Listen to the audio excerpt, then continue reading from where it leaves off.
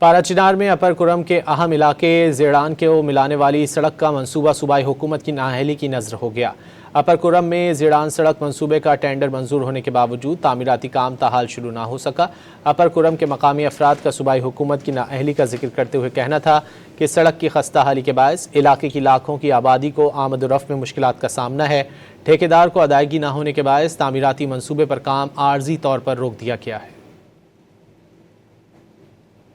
دا روډ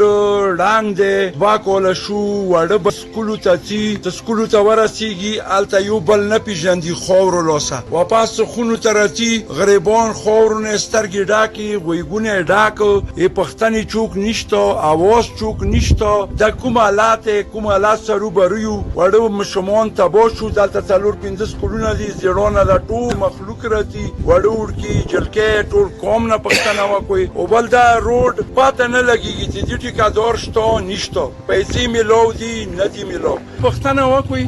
چې د ټیکادار یای ته موته پیسې نه دي میلو دا تاسو پښتنه وکوي بچی مدي قوم دې مړې دې زنده دې تاسو سر پښتنه وکوي چې دا پیسې چې ته پاکستان کې کومي خو دي ته کوم واسکټو ته چې دا کور پاتې دی وړ بچی خطا باش ول او جنون مشرانو لګروشي وار د مساکینو د خپل بچایو